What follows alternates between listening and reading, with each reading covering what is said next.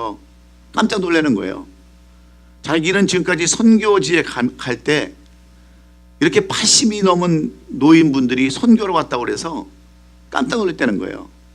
그리고 저희들 하는 사역을 보면서 물질 드리고 몸 드리고 헌신하는 그러한 모습들을 보면서 자기가 자기의 이유를 얘기하는 겁니다. 목사님, 저는 선교사, 앞으로 선교사가 될 사람인데 내가 앞으로 어떤 삶을 살아야 되는지, 어떻게 인생을 살아야 되는지를 자기가 깨닫고서 지금 선교지행을 가면서 저 남미 쪽으로, 아시아 쪽으로, 유럽 쪽으로 7년을 지금 계획을 하고 사는 거예요. 여러분 한번 생각해 보세요. 나이가 30밖에 되지 않는 이 젊은 청년이 7년 동안을 자전거 타고 다니면서 사역을 하는데, 그 사람 사이트가 코리안 가이 오너 바이크라고 하는 사이트예요. 자기의 왜 이것을 하게 되냐고 물어봤더니, 요즘 젊은 세대들, 예수는 믿되 하나님을 인정하지 않고 예수 그리스도를 인정하지 않는 그 세대에, 그리고 선교가 무엇인지 모르는 그 세대에 나는 유튜브라는 이 SNS를 통해서 그들에게 예수 그리스도를 전하고 하나님의 사랑을 전하고 싶은 마음으로 이것을 한다고 하는 감동적인 얘기를 들었어요. 우리가 감히 할 수 없는 그런 일들을 이 청년은 지금 시작하고 있는 거예요. 저는 그 나이 때에 먹고 살려고 발버둥 쳤던 그런 나이입니다. 그래도 세상 것이 좋아서 세상 것을 향해서 나갔던 그 나이가 바로 30대였습니다. 어떻게 하면 잘 먹고 살 수 있을까? 어떻게 하면 남보다 더 출세하고 살 수 있을까? 몸부림치며 살았던 그 시대에 그 청년은 어떻게 요즘 이 젊은이들에게, 선교에 관심이 없는 그들에게 선교를 알려줄 수 있을까 하면서 추운데 텐트 치고 자고 그 자전거를 타고 세계를 다니면서 지금 유튜브를 만들고 있습니다. 그래서 유튜브를 방역을 하는 거예요. 저도 인터뷰를 했습니다. 우리 집사람도 인터뷰를 했고 그 성유사님도 인터뷰를 해서 인터뷰에 이제 그 유튜브가 나가는데, 요즘 젊은 세대의 사람들에게 하고 싶은 얘기가 뭐냐는 거예요. 열정도 없고 꿈도 없고 그저 먹고 살고 살기 위해서 발버둥 치는 그런 사람들을 위해서 이 청년 하나가 그렇게 힘쓰고 애쓰는 것을 볼 때 저는 주님이 얼마나 기뻐하실까. 이 성탄주의를 맞이해서 저는 그 학생을 떠올리면서 오늘 이 말씀을 준비해 봤습니다. 사랑하는 성도 여러분, 우리 기독교에 큰 3대 절기가 있다고 한다면 그 절기는 어떤 절기입니까? 우리가 잘 알다시피 부활절과 추수감사절과 성탄주일입니다.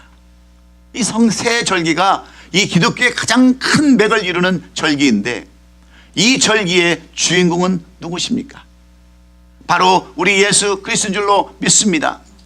예수 그리스도 없는 절기, 예수가 없는 그 어떤 모임, 행사, 이런 것들은 아무런 우리와 상관이 없는 것들입니다. 그러므로 이 성탄절 역시 예수가 주인공이 되지 못한다고 한다면 우리와는 아무런 상관없는 그러한 예배가 되는 줄로 믿습니다. 세상 사람들은 조그마한 일, 하자는 일에도 다 명분들을 세우고 목적을 가지는데, 이 세상에서 가장 중요한 일, 우리의 구원의 문제와 생명의 문제와 영생의 문제와 직접적인 연관이 있는 이 예수 그리스도의 탄생에 대해서 올바른 지식을 가지지 않는다면 우리에게 더 이상 부활의 소망도 재림의 소망도 아무것도 가질 수 없기 때문입니다.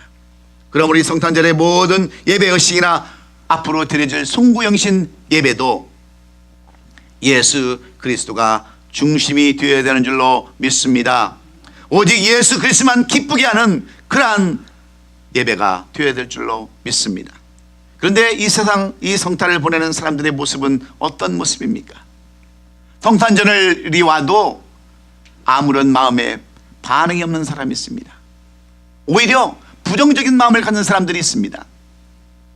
무슨 성탄은 성탄이냐고, 성탄과 나와 무슨 관계가 있느냐고, 부정 아닌 부정, 반대 아닌 반대를 위해서 살아가는 바로 그런 사람들이 있습니다.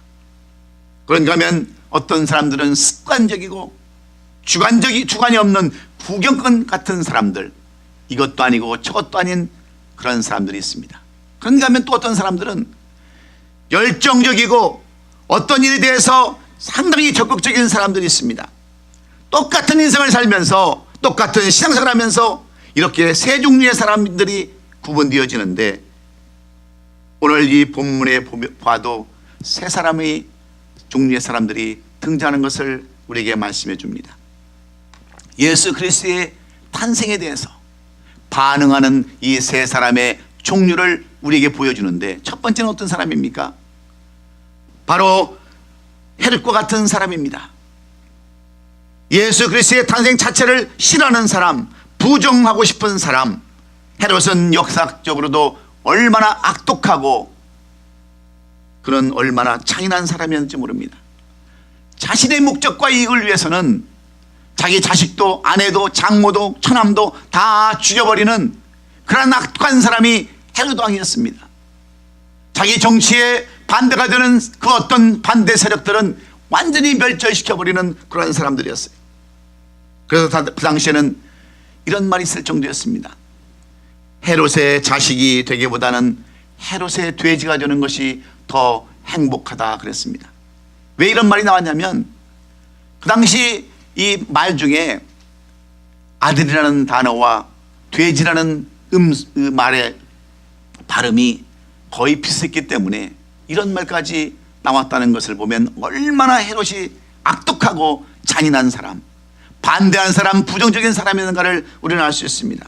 그래서 그 당시 헤롯이 어떤 사람, 그 예수님이 탄생했다는 소식을 듣고서 베들레헴 그 주위에 있는 2살 아래의 모든 아이들을 다 죽여버린 그런 사건도 있지 않았습니까?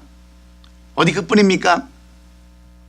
자신의 죽는 것이 너무나도 혼자 죽는 것이 아까워서 죄 없는 수많은 사람들을 다 같이 죽이고 그들과 함께 죽을 때 곡해주는 사람들 있지 않습니까? 친척들이 곡해주고 이웃들이 곡해줄 때 그 소리를 같이 듣고 싶은 그런 악랄한 사람이 바로 헤롯이었는데, 오늘 이 시대에도 얼마나 많은 헤롯 같은 사람들이 있는지 모릅니다. 마음이 강박하고 부정적인 사람들, 예수 그리스도의 탄생을 두려워하는 그리고 부정하는 사람들이 많이 있습니다. 배은망덕한 사람들이죠. 하나님의 그 섭리와 하나님의 창조를 부인하는 그러한 사람들. 우리가 옛날에 그 소련의 그 우주비행사에 했던 유리 가가린이라는 우주비행사가 있었습니다. 이 우주비행사가 우주여행을 성공적으로 마치고 돌아와서 영웅으로 대우를 받았어요. 그래서 그의 고향의 한 초등학교에서 이 유리 가가린이라는 그 우주비행사를 초청해서 연설을 하는데, 이 가가린이라는 그 우주비행사가 이렇게 이야기를 하는 겁니다. 내가 우주선을 타고 저 끝없는 우주를 여행을 하는데, 나는 그렇게 기독교인들이 이야기했던 천국을 그 아무리 찾아도 볼 수가 없었습니다. 구름 타고 올라갔던 예수님을 찾아보려고 그렇게 우주를 뒤졌지만 그런 예수님이 계시는 곳도 없었습니다라고 그렇게 고백을 할 때 많은 사람들이 박수를 치면서 그 말에 동조를 하고 박수를 쳐줍니다. 바로 하나님, 창조주 하나님을 무시해버리고 예수 그리스도를 아예 경멸하는 그러한 어조로, 여러분 선전설을 했을 때 세계를 이끌어가던 그 소련의 과학, 미국보다도 앞서가던 그 과학을 가진 소련이 결국 어떻게 됐습니까? 결국 붕괴되고 말았지 않습니까? 과학이 없으면 무슨 의미가 있겠어요? 그러나 암스트롱이라는 사람은 미국에서 달나라를 갈 때 그는 이렇게 고백을 합니다. 그 아름다운 지구와 아름다운 우주를 보면서 어떻게 하나님이 없으면 이렇게 아름다운 우주와 지구를 만들 수 있었을까? 나는 우주여행을 하면서 하나님의 그 광대하심과 위대하심을 나는 느낄 수 있었습니다라고 고백했던 암스트롱. 그는 이 미국 사람입니다. 미국이 복을 받을래야 안 받을 수 없는 이러한 이유가 바로 창조주신 하나님, 이 땅에 예수 그리스도로 오신 그 하나님을 찬양하며 경배하기 때문인 줄로 믿습니다. 마치 구약에 등장하는 나발과 같이 어리석은 사람들이 아니라 지혜로운 사람으로 살아가는 사람들이 있는데, 여러분, 어떤 사람, 이 헤롯과 같은 사람들이 오늘 우리 주위에는 너무나도 많이 있다는 거예요. 그런가 하면 어떤 사람들은 예루살렘에 사는 백성들과 같이 사는 사람들이 있습니다. 오늘 본문에 보면 이 땅에 예수님이 왜 왔는지, 무엇 때문에 왔는지 알지 못하고 3절의 말씀처럼 큰 소동만 하는 사람들입니다.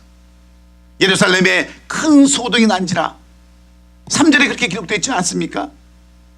온 예루살렘이 듣고 소동한지라. 예수님이 왜 왔는지, 무엇 때문에 왔는지 알지 못한 채, 예수님이 이 땅에 오셨으니, 유대의 왕으로 오셨으니 이제 우리가 로마에서 속박을 벗어나겠구나, 자유를 얻겠구나 착각하는 사람들, 그분이 우리에게 베풀어 주신 은혜로 인하여 우리가 편히 먹고 살겠구나, 그분이 십자가에 달릴 때는 다 떠나버렸던 마치 구경꾼 같은 사람들, 그 당시 거기에는 그런 사람들이 있었습니다. 부정도 아니고 긍정도 아니고 구경꾼처럼 아무런 의미 없이 살아가는 그런 사람들, 오늘 마치 오늘날 예수 그리스도의 탄생을 메리 크리스마스를 하자냐고 지금은 해피 크리스마스로 여기면서 먹고 즐기고 노는데 인생을 바치는 그런 사람들이 오늘 이 시대에도 많이 있음을 말씀하고 있습니다. 세 번째 사람은 어떤 사람들입니까? 오늘 우리가 올바른 크리스마스, 올바른 성탄절을 맞이하는 동방박사들의 그러한 모습입니다. 그들은 바벨론 학자들이었습니다. 오늘날로 얘기하면 페르시아 지역에서 천문학을 연구하는 과학자들이 바로 동방박사들이었습니다. 이들은 구약의 선지자들이 예언했던 메시아의 오심을 그들은 믿고 별을 관찰하면서 이상한 별 하나를 관찰합니다. 지금까지 보지 못했던 별, 그들이 알지 못했던 별을 보면서 이 메시아의 오심을 그들은 깨닫고 그들이 천리말리길을 걸어서 이 예루살렘 베들레헴에 그들을 찾아왔다는 내용들이 바로 오늘 본문의 내용인데, 오늘 이 동방박사를 통해서 우리가 교훈받아야 할 올바른 성탄절의 자세는 어떤 자세입니까? 이 동방박사를 통해서 우리에게 주시는 교훈이 어떤 교훈입니까? 이 예수님의 성탄절에 관한 기사는 마태복음과 누가복음에만 자세히 기록되어 있는데, 이 글을 쓴 마태는 동방박사라는 사람들을 이 글에 삽입시켜서 동방박사들의 태도로 우리의 신앙을 이렇게 교훈하고 권면하기를 원하는데, 그러면 동방박사들은 어떻게 이 성탄절을 맞이했을까요?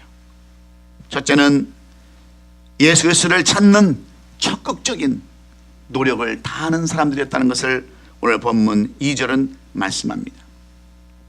그들은 멀리 바벨론 땅 오늘날 페르시아라는 곳에서 오직 하나 별 하나를 보고 천리 말리길을 달려왔습니다. 그 당시 내비게이션이 없던 그 당시에 별을 보고 정치 없이 떠난다고 한다는 것은 믿음이 없는 사람이면 아니면 할 수 없는 일입니다. 여러분, 별이 낮에도 뜹니까? 낮에도 보입니까? 그러면 이들은 밤새 별을 쫓아가고 낮에는 잃어버리고 쉬어야 하는 그런 삶을 살아야 했습니다.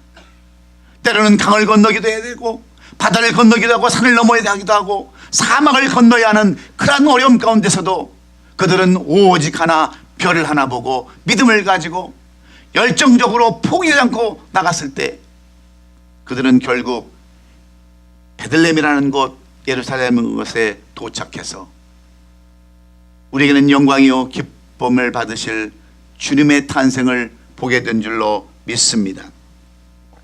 이들은 예수 그리스도 하나 만나자고 하는 열정 때문에 그들은 헤롯도 두려워하지 않았어요. 헤롯이 얼마나 악랄한 사람입니까?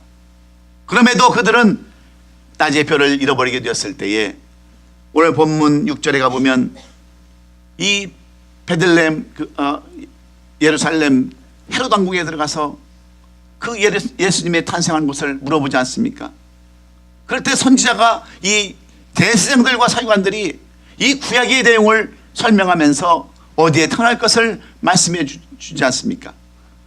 유대 땅 베들레헴아, 너는 유대 올 중에서 가장 작지 아니하도다. 내게서 한 다스린 자가 나와서 내 백성의 이스라엘 목자가 되리라 하였던 이 말씀을 그들은 다시 붙잡고 언제쯤 별이 날까, 그 별이 어디에 머무를까 기다리다가 마침내 9절에 보면 악이 있는 곳에 머물러 서 있는지라. 별들이 그 문득 인도에 가다가 악이 있는 그곳에 머물러 섰더라 하면서 그 장소를 알려주었을 때 그들이 별을 보고 매우 기뻐하고 기뻐하더라는 내용들로 이 본문이 기록되어 있습니다.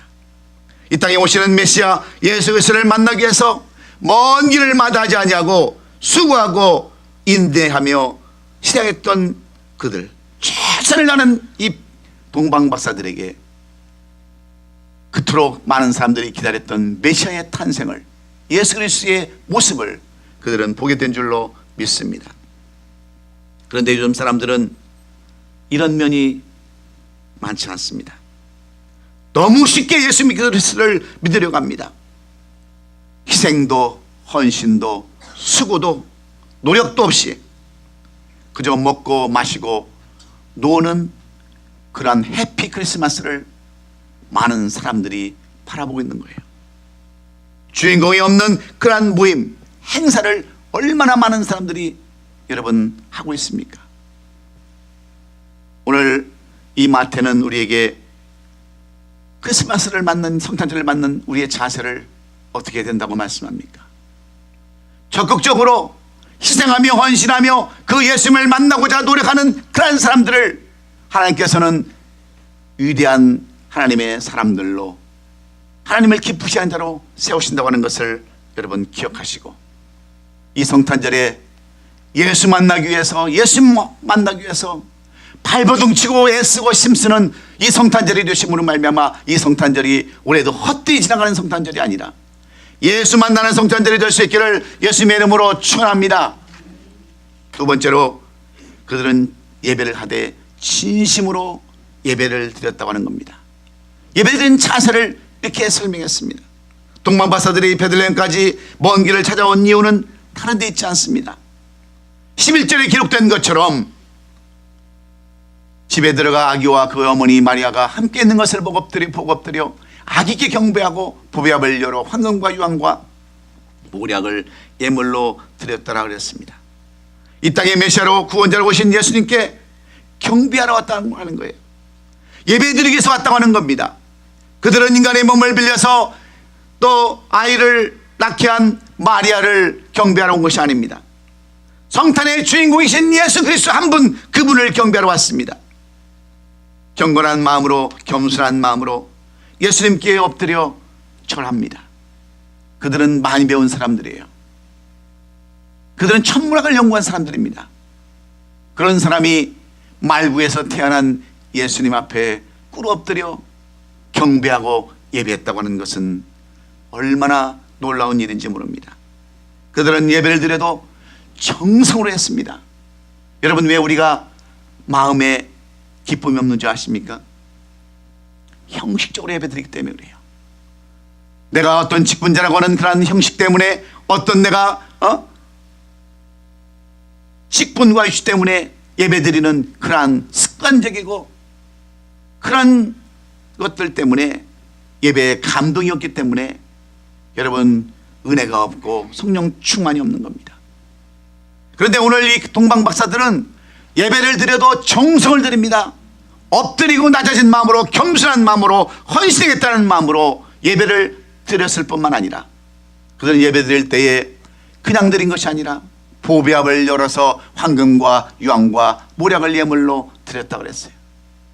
마음과 정성을 같이 겸하여 드렸다고 하는 말씀과 무엇이 다를 바가 있겠습니까? 이런 예배를 하나님이 받으시는데 우리는 그런 예배를 드리지 못합니다. 세상 모든 생각은 다 딴 상에 가 있어요. 오늘도 걱정이 태산 같습니다. 집회임원은 뭘로 하며 자동차 세는 뭘로 내며 내일은 어떻게 살 것이며 모레는 어떻게 살 것인가 늘 근심 걱정으로 살아갑니다.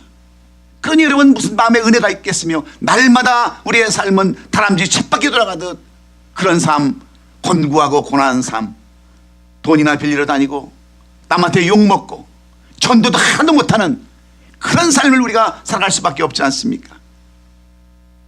여러분 한번 자신 한번 살펴보세요. 내가 얼마나 많은 복들을 받고 있는지, 내 자식들이 얼마나 잘 되고 있는지 한번 살펴보세요. 많은 사람들이 교회를 탓하지만 다 내 탓입니다. 내가 잘못하고 내가 잘못해서 오히려 교회가 부흥 안 되는 것도 많이 있습니다. 진심으로 예배하되 신령과 진정으로 예배할 신실함이 있을 때 동냥하듯 도와주듯 적선하듯 그런 예배가 아니라 내 마음과 정성을 다해서 하나님을 섬기고자 하는, 예수 그리스도를 섬기고자 하는 그런 마음의 동방박사들이 여러분 축복의 대상이 된 줄로 믿습니다.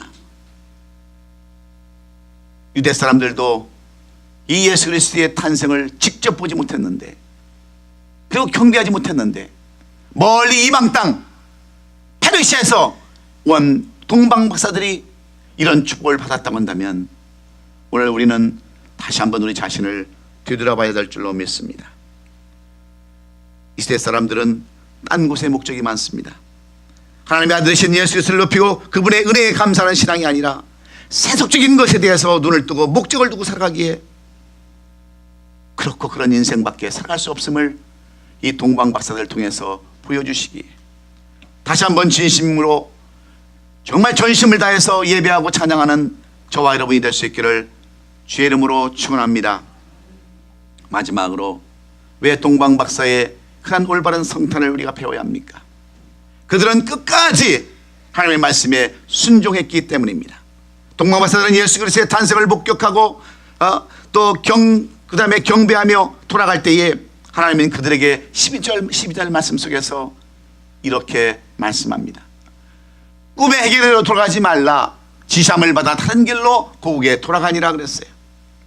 동방박사들은 꿈에 나타나서 절대로 다른 길로 가지 말아라, 헤롯에게로 가지 말라 하는 지시를 받고 그들은 그대로 순종했다고 하는 말입니다. 그들은 세상적인 생각으로, 인간적인 생각으로 하나님의 말씀으로 살지 않냐고 하나님의 말씀에 우선순위를 둡니다. 만약에 동방박사들이 헤롯의 말대로 순종했다고 한다면 그들은 헤롯으로부터 큰 상을 받을 수 있었을 거예요. 그러나 그렇지 못할 경우에는 죽음이 그들 앞에 놓여 있습니다.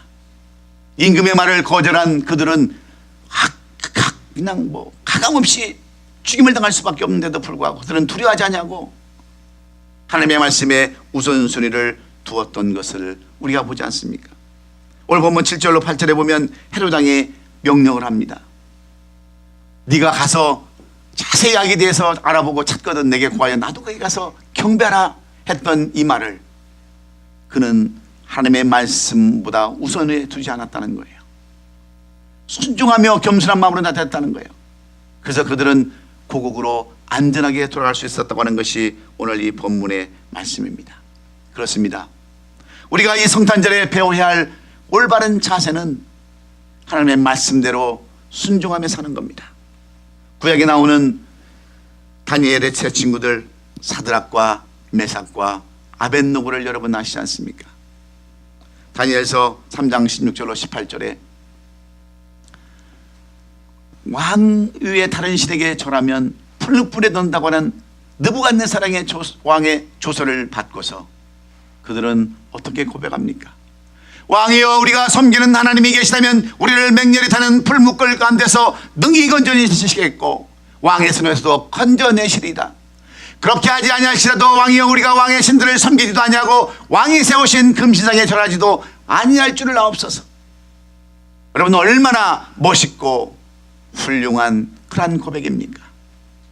우리에게는 이런 용기가 있으십니까? 지난주에는 우리가 진정한 용기가 무엇인가에 대해서 말씀을 배웠는데 여러분에게는 이런 고백이 있을 수 있겠느냐는 거예요. 오늘 시대를 살아가는 우리들에게는 많은 헤롯의 음성을 듣습니다. 세상의 음성을 듣고 삽니다. 여기가 더 좋더라, 저기가 더 좋더라, 여기가 더 은혜가 있더라. 수많은 세상의 음성을 듣고 살지만 오늘 이 동방 박사들은 하나님의 말씀에 우선 귀를 기울이며 말씀대로 순종했을 때 그들은 위대하게 쓰임받는 동방 박사들이 된 줄로 믿습니다. 왜 그렇습니까? 요한복음 14장 6절은 이렇게 우리에게 교훈하기 때문입니다. 예수께서 이르시되 내가 곧 길이요 진리요 생명이니 나로 말미암지 않고는 아버지께로 올 자가 없느니라 말씀해 주었기 때문인 줄로 믿습니다. 그러므로 우리 가운데도 오늘 예수 그리스도를 다시 만나고자 하는 그러한 절실한 그러한 마음, 뜨거운 열정이 저와 여러분에게 있어야 될 줄로 믿습니다. 예수를 경외하는 그러한 목마름이 우리에게도 있어야 되는 줄로 믿습니다. 끝까지 말씀대로 순종하고 말씀대로 살아서 하나님께서 우리에게 부어주시어 가시는 놀라운 은혜와 축복들이 여러분에게 넘치고 이 귀에 넘쳐서 정말 살아계신 하나님이 증거되는 우리 교회와 여러분 성도들이 될 수 있기를 예수님의 이름으로 축원합니다. 기도하겠습니다.